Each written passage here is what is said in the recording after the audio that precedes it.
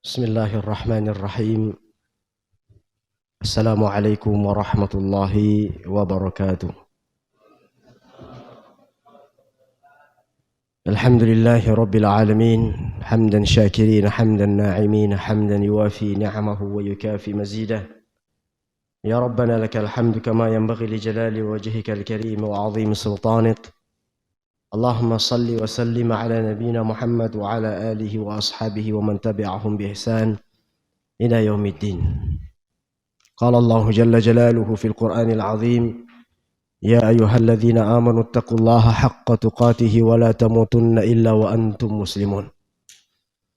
وقال يا أيها الذين آمنوا اتقوا الله وقولوا قولا سديدا يصلح لكم أعمالكم ويغفر لكم ذنوبكم ومن يطع الله ورسوله فقد فاز فوزا عظيما. Para hadirin dan hadirat kaum muslimin dan kaum muslimat yang semoga senantiasa dirahmati dan diberkahi oleh Allah Subhanahu wa taala. Tidak lupa kita kembali mengucapkan puji syukur kepada Allah. Pada malam hari ini Allah masih mengizinkan kita untuk bersama-sama duduk di majelis ilmu, bersama-sama menghadiri masjid untuk melaksanakan salat maghrib secara berjamaah, dan kemudian menunggu waktu salat isya sembari duduk di dalam majlis ilmu yang semoga Allah Subhanahu wa taala senantiasa menganugerahkan kepada kita keikhlasan dan menganugerahkan kepada kita ilmu yang bermanfaat dunia terlebih untuk akhirat kita. Salawat dan salam tidak lupa kita kirimkan kepada Nabi Muhammad sallallahu alaihi wasallam. Allahumma salli ala nabiyina Muhammad wa ala alihi wa ashabihi wa man tabi'ahum bi ihsanin ila yaumiddin, amma ba'd. Pada pertemuan kali ini kita akan lanjutkan materi kajian kita dalam kitab Ad-Durus Al-Muhimmah li'ammatil ummah yang ditulis oleh Abdul Aziz bin Baz rahimahullah. Pertemuan sebelumnya kita sudah memasuki pelajaran yang pertama, yaitu tafsir dan tata cara membaca surat Al-Fatihah.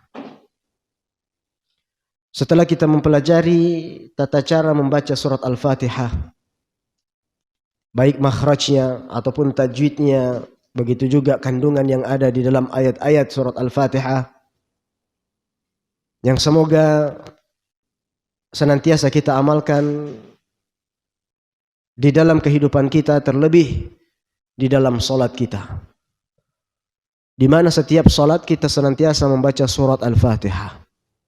Maka selayaknya lah untuk kita semuanya memahami dan mengetahui makna atau apa kandungan di dalam surat Al-Fatihah.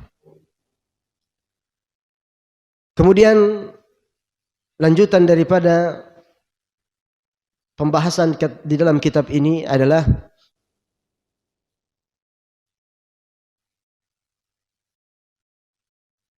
pembahasan tentang surat pendek yang ada di dalam juz 30, yaitu surat Az-Zalzalah.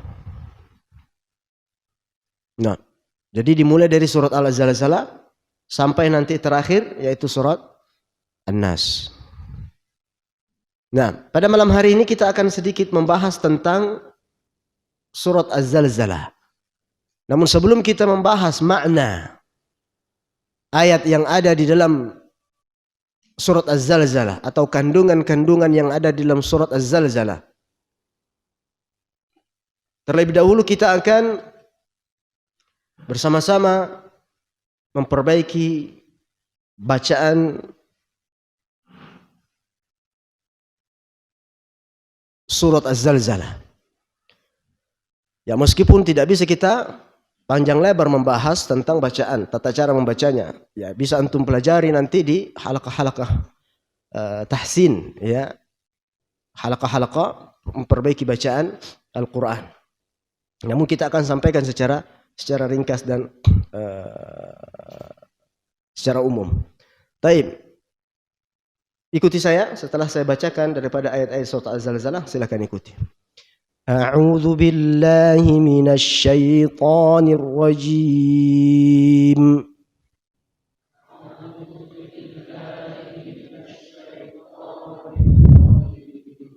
Bismillahirrahmanirrahim.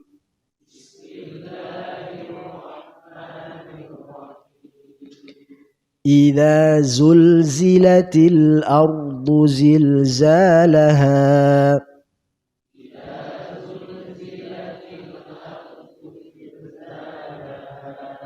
Nah, bedakan antara huruf zal dan huruf zai. Ya, huruf zai itu adalah ujung lidah bertemu dengan gigi seri bawah. Ya, dan sifatnya adalah safir. Sifatnya adalah safir, yaitu tajamnya suara karena ia keluar dari celah antara gigi atas gigi bawah. Ya. Dan kemudian kita keluarkan dengan seperti bunyi safir. Itu makna safir, itu namanya safir. Ya, jadi bukan idzul, ya, bedakan antara idza za dengan za. Ya. Kemudian lamnya jangan dipantulkan. Idza zul, enggak boleh. Idza zulzi. Naam. Idza zulzilatil ardu zilzalaha.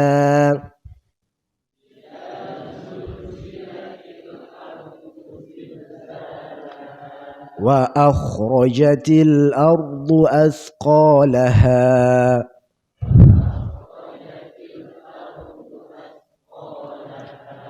وقال الإنسان ما لها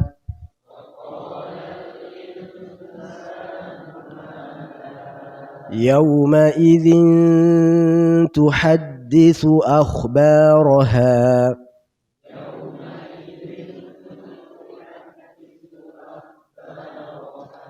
بأن ربك أوحى لها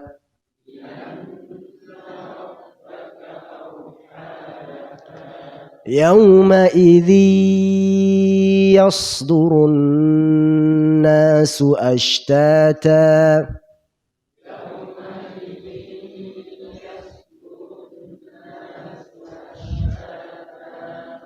يومئذ يصدر الناس أشتاتا ليروا أعمالهم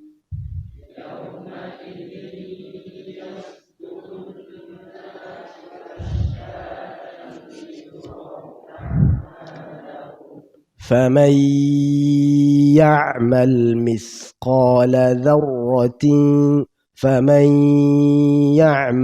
مثقال ذرة خيرا يره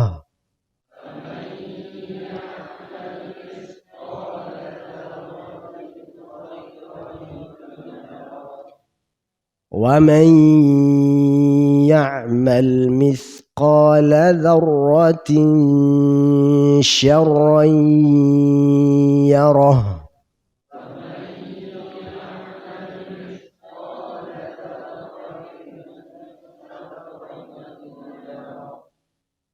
Nah, alhamdulillah di sini ada tahsin. Ya, silahkan yang mau ikut perbaiki bacaan Al-Qur'annya. Ya, sangat dianjurkan.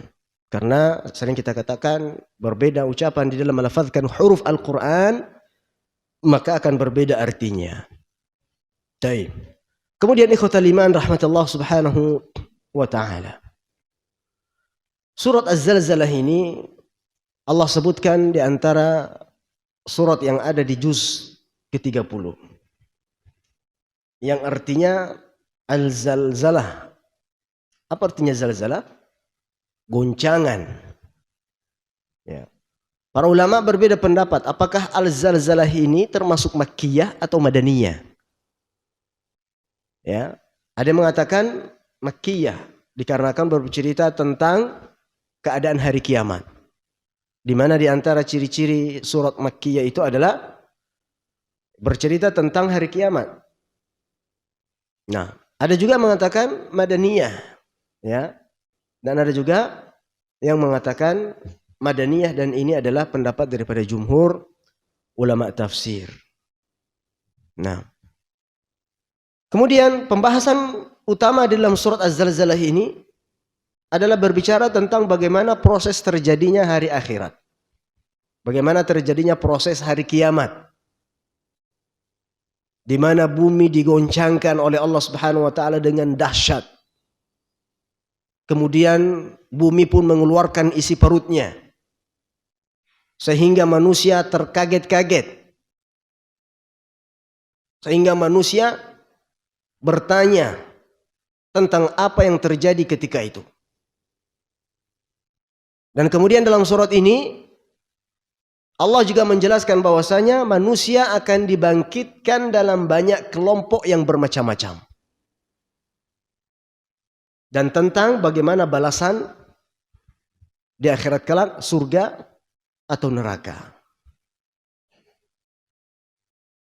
Para ulama mencoba menjelaskan tentang hubungan surat Az-Zalzalah dengan surat sebelumnya. Apa surat sebelumnya? Al-Bayyinah. Kalau di dalam surat Al-Bayyinah, Allah Subhanahu wa taala menjelaskan tentang makhluk yang paling baik dan yang paling buruk. Sedangkan dalam surat Al-Zalzalah ini Allah Subhanahu wa taala juga menjelaskan bahwasanya manusia dibangkitkan dalam berkelompok-kelompok. Sebagian masuk surga, sebagian masuk neraka. Dan surat Az-Zalzalah ini ada dua hadis yang menjelaskan, atau ada dua hadis yang menyinggung tentang surah Al-Zalzalah. Di antaranya adalah sebagaimana sabda Nabi sallallahu alaihi wasallam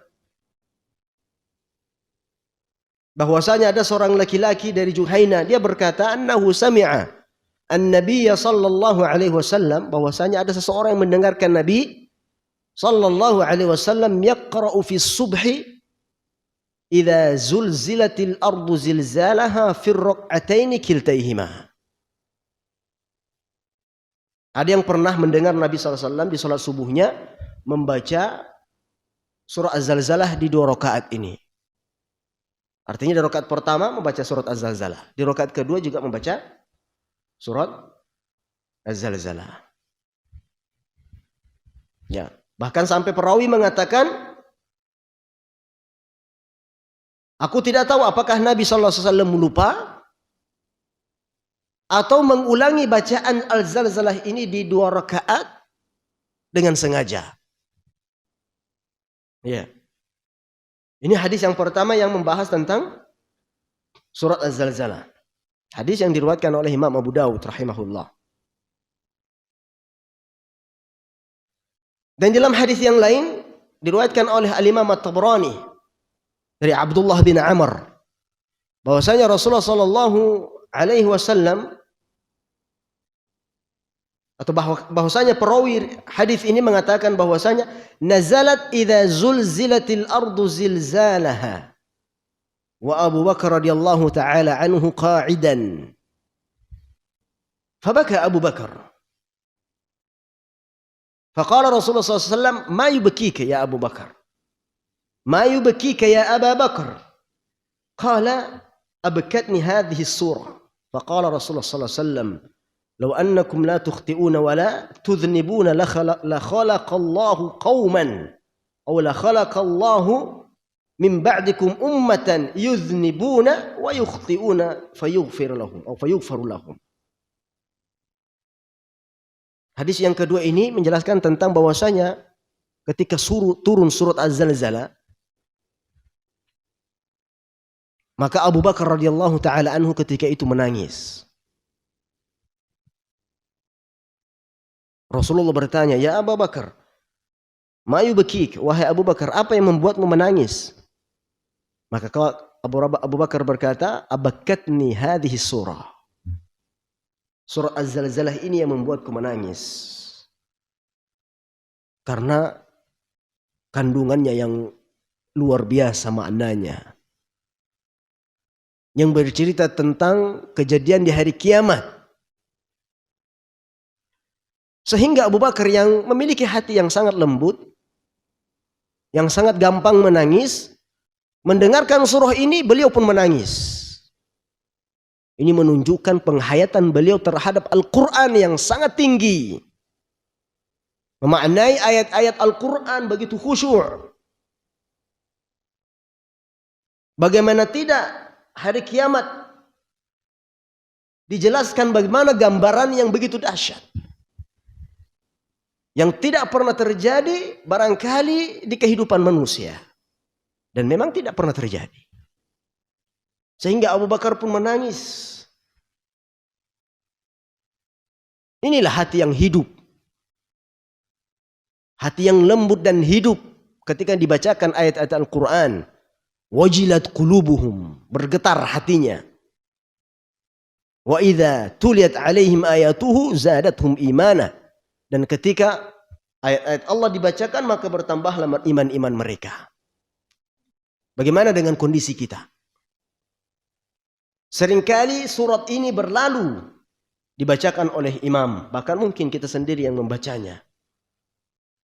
Tapi apakah ada efek dan pengaruh terhadap hati kita? Nah, ini pertanyaan besar untuk kita semuanya. Ya.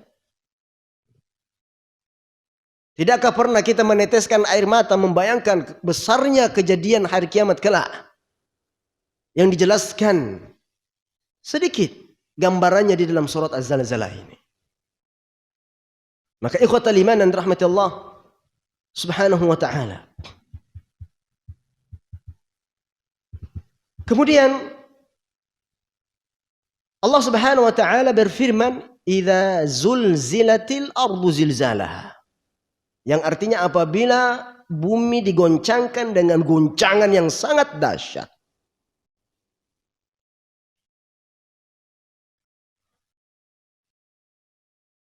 Idza zulzila. Zulzila artinya digoncang. Hurrikat.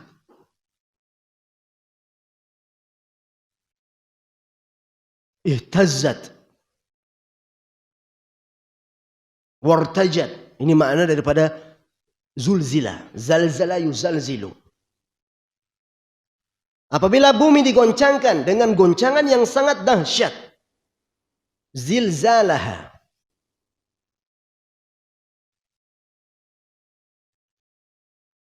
Zilzalah di sini dalam bentuk maf'ul mutlak yang artinya sebagai penguat, sebagai penegasan bahwasanya di hari kiamat tersebut goncangannya sangat keras. Kita yang ada sekarang ini ketika gempa saja di dalam skala Richter 5, 6, 7, 8, 9. Sudah luar biasa paniknya. Pernah antum merasakan gempa? Siapa yang pernah rasakan? Teman-teman di Aceh ini. Ya, di Padang juga sering. Di Jambi ini alhamdulillah. Ya, termasuk daerah yang jarang terjadi gempa. Di Jogja juga pernah. Baru-baru ini di mana? Di Lombok ya. Ya, itu luar biasa. Ya, itu sangat luar biasa.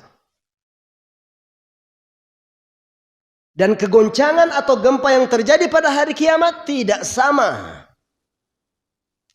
dengan gempa yang ada pada saat sekarang ini.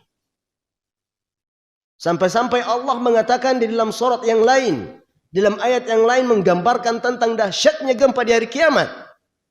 Apa kata Allah Subhanahu wa taala? Di dalam surat Al-Hajj ayat pertama, ya ayuhan nasu taqu rabbakum. Wahai sekalian manusia, bertakwalah kalian kepada Rabbmu. Inna zalzalatas sa'ati syai'un 'azim. Sesungguhnya goncangan di hari kiamat itu sangat besar. Yauma tarawnaha tadhhalu kullu murdi'atin amma arda'at. Ini gambaran yang pertama. Saking kencangnya kata Allah Subhanahu wa taala, pada hari itu kamu akan melihat perempuan-perempuan yang menyusui akan lalai terhadap anaknya.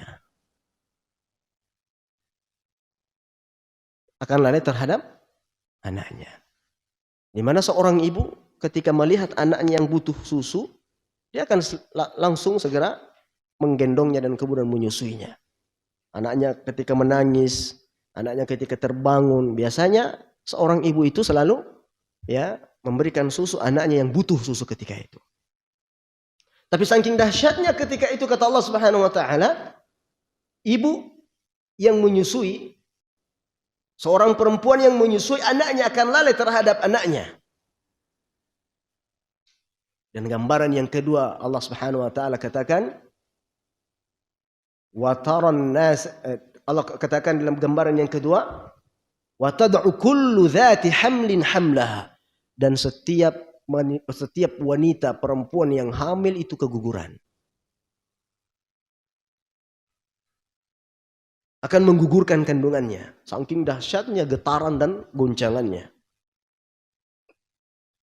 Dan yang ketiga kata Allah Subhanahu wa taala, wa taran nasa sukara wa ma hum bisukara walakin 'adzaballahi syadid.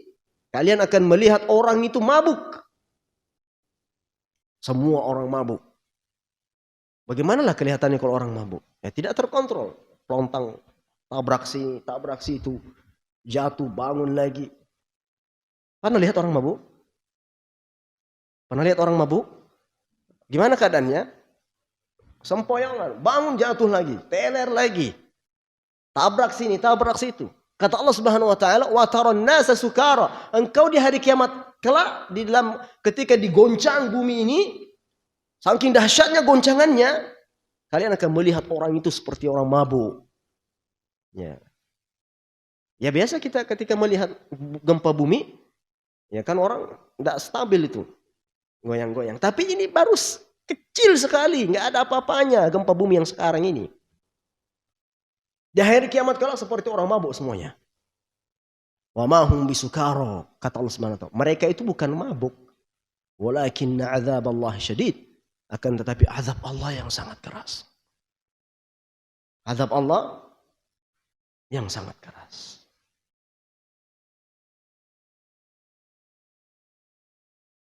Kemudian kata Allah Subhanahu wa taala, menjelaskan di dalam ayat yang lain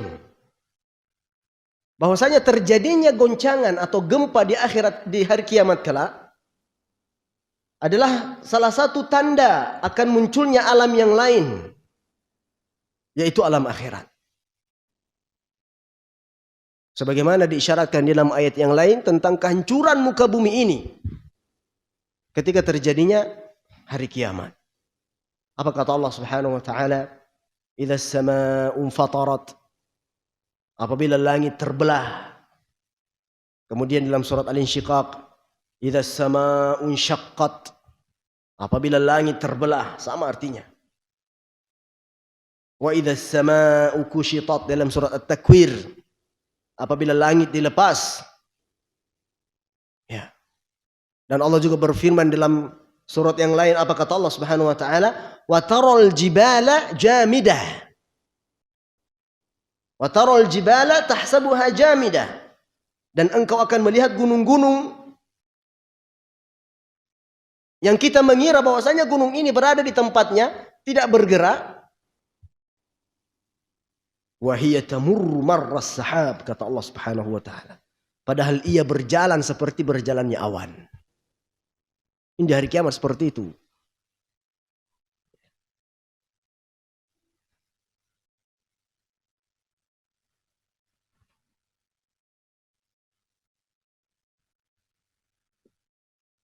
Maka ikhwatal iman rahmatullah subhanahu wa ta'ala. Subhanahu wa ta'ala. Jadi kejadian luar biasa yang akan terjadi hari kiamat adalah diantaranya adalah goncangan. Ya, gempa yang sangat dahsyat. Sehingga Allah Subhanahu wa taala mengatakan pada ayat berikutnya, wa akhrajatil ardu azqalaha. dan bumi telah mengeluarkan beban-beban berat yang dikandungnya. Ya, bumi akan mengeluarkan beban-beban berat yang dikandungnya. Beberapa ulama menafsirkan ayat yang kedua ini dengan dua penafsiran. Yang pertama adalah bahwasanya bumi akan mengeluarkan isi perutnya berupa mayat-mayat yang dikuburkan sejak Nabi Adam nanti sampai orang yang terakhir meninggal. Ini tafsir yang pertama. Jadi manusia ketika itu akan dikeluarkan oleh Allah Subhanahu wa ta'ala dari perut bumi, dari bawah tanah. Yang kedua, bahwasanya ketika itu bumi akan mengeluarkan isi perutnya berupa benda-benda yang berharga yang tersimpan di dasar tanah, di dasar bumi. Seperti emas, perak, dan lain sebagainya yang biasa diperebutkan oleh manusia. Sekarang kan luar biasa ini. Bumi semakin hancur dikarenakan kerakusan-kerakusan manusia yang tamak terhadap dunia. Sehingga bumi pun dirusak. Penggalian di mana-mana dan seterusnya. Namun di akhirat kelak, di hari kiamat kelak, Allah Subhanahu wa ta'ala juga akan mengeluarkan isi bumi ini. Dari yang cair sampai yang keras. Di mana menurut ilmuwan itu, bumi ini sebenarnya bentuknya seperti telur. Ya. Di mana telur itu ada cangkangnya. Apa cangkang itu? Hah? Kulitnya. Kemudian setelah kulit, dalamnya apa? Hah? Setelah cangkang apa? Ada telur putih, putih telur. Setelah putih telur ada kuning telur. Jadi ibaratnya bumi itu seperti itu, lapisan-lapisannya. Banyak sekali lapisan-lapisannya. Di mana kata para ilmuwan, kerak bumi ini, kulit-kulit bumi ini, itu tebalnya bisa sampai 40 km dari puncak gunung sampai lapisan kerak meter. Kan ada 3 lapisan ini. Ada kerak, ada selubung, ada inti bumi. Inti bumi dibagi menjadi 2. Ada inti dalam, ada inti luar. Nah kerak ini bisa sampai 40 km, bayangkan. Jauhnya ke dalam sana.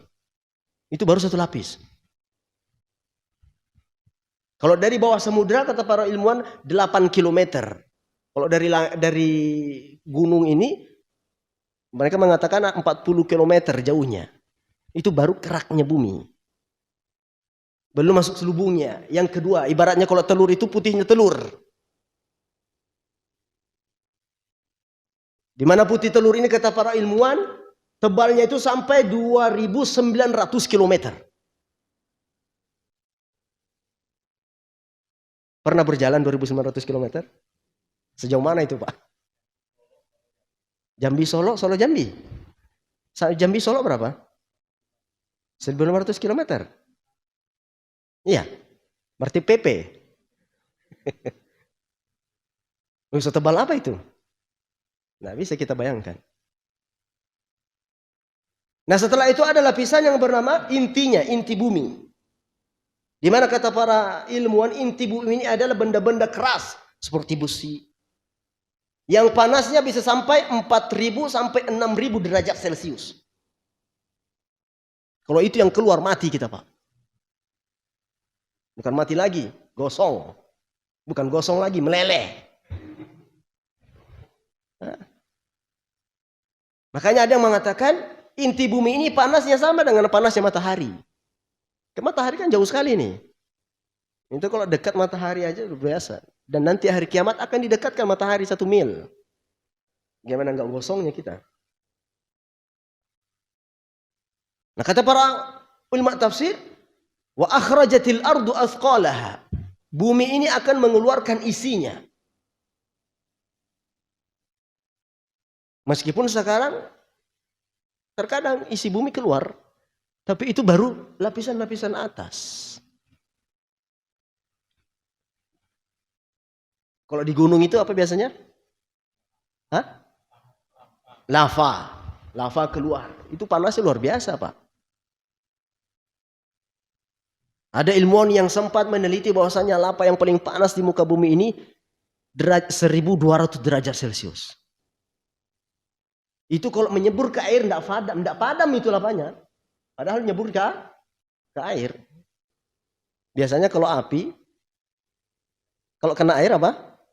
Mati. Ini saking panasnya nggak mati dia kena air. Bagaimana panasnya hari kiamat kelak? Yang lipatannya sampai 70 kali lipat panasnya. Panas bumi ini berapa? Maka jangan bayangkan. Jangan bayangkan panasnya hari kiamat. Panasnya api neraka. Maka jangan coba-coba bilang gak apa-apa lah masuk neraka. Sebentar. Sebentarnya neraka itu Pak. 1000 tahun. Bandingannya di dunia ini. Sehari di neraka 1000 tahun di dunia.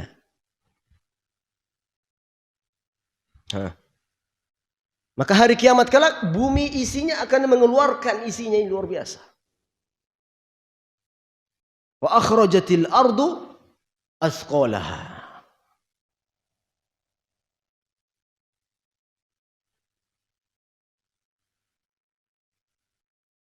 Emas akan keluar. Perak akan keluar. Tapi kalau sudah hari kiamat mana ada lagi yang peduli dengan emas? Hah? Mana lagi yang ada yang peduli dengan perak? Kalau sekarang Pak jangankan segepok emas. Sebesar ini emas saja bisa jadi bunuh-bunuhan orang. Ya, dikejar sekali itu emas. Padahal kata Allah Subhanahu wa taala, "Yauma la yanfa'u mal wala banun." Pada hari kiamat, pada hari itu ketika harta dan anak-anak tidak lagi berguna. Ya hari kiamat nanti. Ya. Sudah, Zan? Ya. Kemudian apa kata Allah Subhanahu wa taala? Wa qala al-insanu malah, dan manusia akan bertanya, apa yang terjadi pada bumi ini?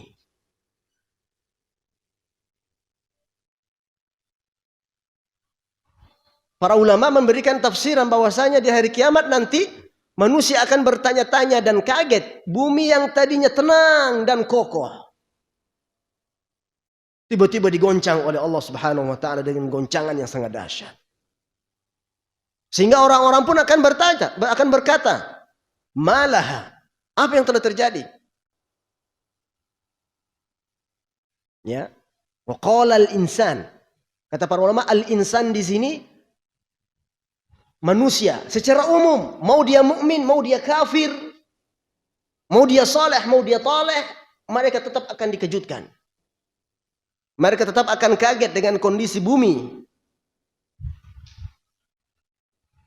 Sebagaimana sabda Nabi sallallahu alaihi wasallam, "Laisal khabaru kal muayyanah." Meskipun kita orang-orang yang beriman barangkali menyaksikan kejadian hari kiamat ini, telah datang kabar sebelumnya dan kita mengimani, tapi tetap akan kaget. Karena kata Rasulullah, "Laisal khabaru kal muayyanah." Tidak sama ya antara berita dengan melihat langsung. Antara berita dengan melihat langsung itu tidak sama. Kalau hanya dengar berita kan hanya informasi saja, tapi kalau sudah melihat secara langsung biasanya lebih dahsyat dan biasanya lebih kaget. Nah. Sebagian ulama berpendapat bahwa yang dimaksud dengan al-insan wa qala al-insanu malaha adalah khusus orang kafir yang kaget ketika mereka dibangkitkan pada kiamat. Karena mereka tidak beriman kepada hari kiamat. Tidak beriman kepada hari kebangkitan. Sebagaimana Allah firmankan dalam surat Yasin, qalu ya wailana man ba'athana min marqadina. Mereka orang-orang kafir pada hari kiamat kelak akan berkata, man ba'athana, ya wailana, celakanya kami. Siapa yang membangkitkan kami? Siapa yang membangkitkan kami dari tempat tidur? Ya wailana man ba'atsana mim marqadina, dari tempat tidur kami ini.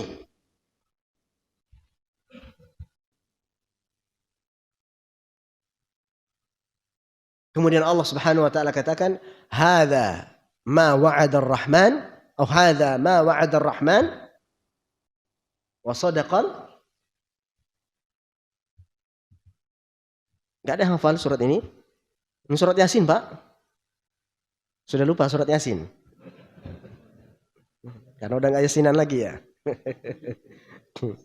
Ya. Ini surat Yasin ini. Qalu ya wailana man ba'athana min marqadina hadza. Ma wa'ada ar-Rahman wa sadaqal mursalun. Ya, mereka akan kaget. Siapa yang membangkitkan kami dari tempat tidur? Orang-orang kafir akan berkata demikian. Namun kata Allah, "Hadza ma wa'ada ar-Rahman." Inilah yang telah dijanjikan oleh Allah Subhanahu wa taala. Dari dulu telah disampaikan kepada kalian bahwasanya akan ada hari kebangkitan, akan ada hari kematian, akan ada hari alam kubur, akan ada hari kiamat dan seterusnya. Wa sadaqal mursalun. Dan benarlah para rasul yang telah menyampaikan wahyu Allah Subhanahu wa taala.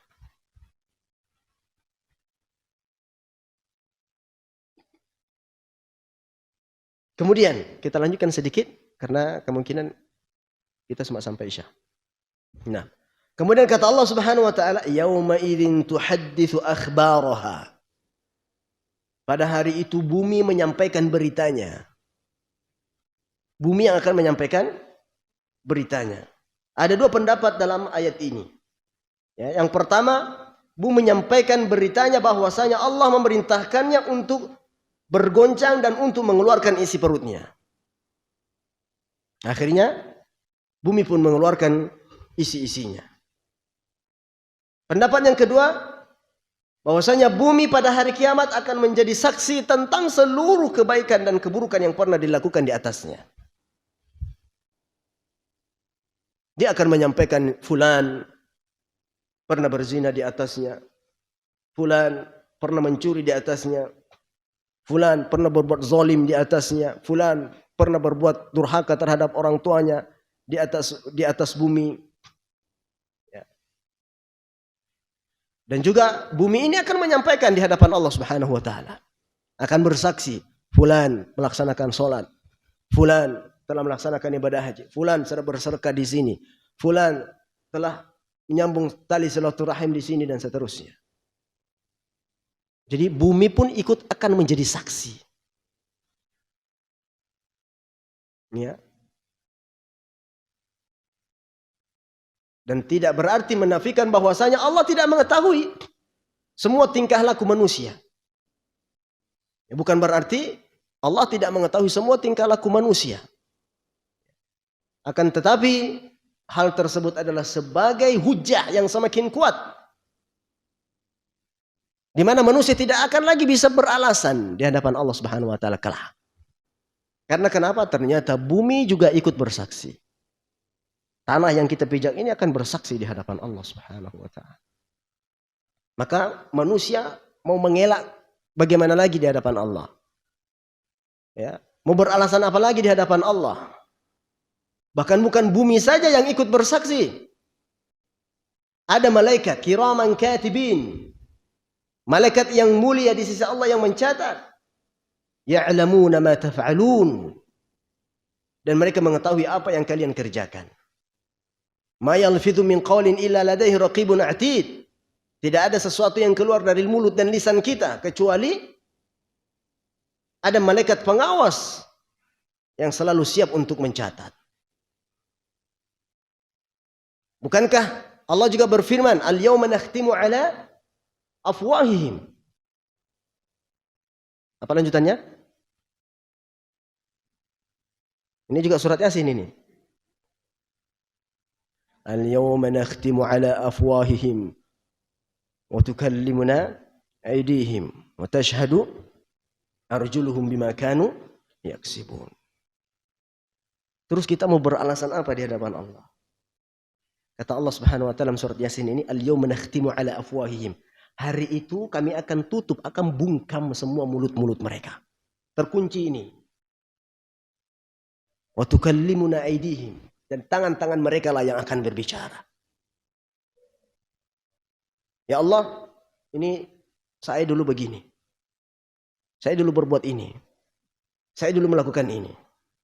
Tangan-tangan kita yang akan berbicara. Bahkan bukan hanya itu. Wa tashhadu arjuluhum bima kanu yaksibun. Kaki-kaki akan ikut bersaksi apa yang telah dikerjakan oleh kaki kita. Kebayangkan, bumi ikut bersaksi. Malaikat sudah mencatat dan anggota tubuh akan ikut bersaksi, bahkan mulut akan ditutup. Tidak bisa berbicara. Yang berbicara adalah anggota tubuh kita. Bahkan kulit kita juga akan ikut bersaksi di hadapan Allah Subhanahu wa taala.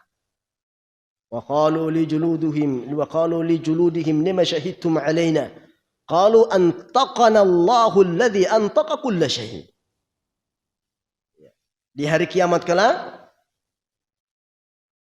kulit akan ikut bersaksi. Dan mereka berkata kepada kulitnya, "Mengapa kamu menjadi saksi terhadap kami?" Mereka menjawab, "Antaqana Allahu alladhi antaqa kulla syai'." Yang menjadikan kami bersaksi itu adalah Allah. Allah yang menjadikan kami berbicara. Kulit-kulit ini yang ikut berbicara. Subhanallah. Ya, yang menjadikan segala sesuatunya dapat berbicara. Maka ketika seseorang melakukan kebaikan, bumi, tangan, kaki, kulit akan menjadi saksi yang akan membelanya, dan juga sebaliknya. Jika melakukan keburukan akan menjadi saksi untuk kemudian disidang di hadapan Allah dan kemudian akan disiksa. Betapapun seseorang menyembunyikan amalannya, semua akan tercatat dengan rapi di hadapan Allah. Karena tangan juga akan menjadi saksi, kaki, kulit, dan lainnya. Sehingga tidak perlu dia memamerkan amalannya.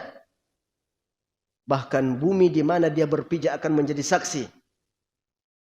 Oleh karenanya, para ulama menyebutkan, ya, hikmah kenapa Nabi SAW ketika berangkat sholat Id, sunnahnya sholat Id apa? Memilih jalan yang berbeda setelah balik dari sholat. Kenapa sunnah ini dianjurkan oleh Nabi SAW? Di antara hikmahnya kata para ulama, untuk memperbanyak bukti dari bumi sebagai saksi atas kebaikan-kebaikan kita. Makanya kita lewat jalur yang berbeda. Ya. Makanya berbuat kebaikan itu di mana-mana. Jangan di satu tempat. Tanam kebaikan di mana-mana saja. Ya, bolehlah tanam sawit di mana-mana, Pak. Tapi jangan lupa kebaikan juga tanam di mana-mana. Ya. Ada kebaikannya di sini, ada kebaikannya di sana. Sehingga semuanya akan ikut bersaksi. Akan bersaksi di hadapan Allah Subhanahu wa taala. Oleh karenanya ketika sholat Id, sunnahnya adalah pergi ke sholat Id lewat jalan ini. Pulangnya lewat jalan yang lain. Itu kalau ada dua jalan, tapi jangan dipaksakan, Pak. Kalau nggak ada jalan ya jangan dipaksakan, buat jalan sendiri nanti. Tidak benar juga seperti itu. Ya, ketika ada dua jalan yang bisa dilalui dari jalan yang berbeda, maka ambil sunnah ini. Ini adalah anjuran untuk memperbanyak bekas-bekas amal-amal kebaikan kita di muka bumi ini. Karena ini akan membantu dan menolong kita. Ya, sama seperti kita, Pak. Bapak punya amal di sini. Oh, ada misalnya ada anak yatim disantuni di sini 1, 2. Nanti di tempat yang lain, ya Bapak punya amal kebaikan juga. Tanam lagi, nanti di tempat lain ditanam lagi, nanti tempat lain tanam lagi, dan seterusnya. Sehingga aset-asetnya pun semakin banyak. Tapi aset yang menyelamatkan di akhirat. Bukan aset dunia saja. Ya, ini adalah aset atau investasi akhirat. Dan inilah yang seharusnya lebih kita kedepankan daripada sekedar mengumpulkan dunia yang tidak ada habisnya dan tidak ada puasnya. Di mana dunia semakin banyak dikumpulkan, maka akan semakin kita merasa fakir dan miskin. Akan tapi ketika diinfakkan, itulah yang bermanfaat di sisi Allah. Aku qouli hadza astaghfirullah li wa lakum wa lisa'iril muslimin muslimat min kulli dzamb fastaghfiruhu innahu huwal ghafurur rahim. Kalau ada yang benar datang dari Allah, yang salah datang pribadi, dan kepada Allah kita beristighfar. Subhanakallahumma rabbana bihamdik, asyhadu an la ilaha illa anta astaghfiruka wa atubu ilaik. Wassallallahu wasallam ala Muhammad wa ala alihi wasallam. Assalamualaikum warahmatullahi wabarakatuh.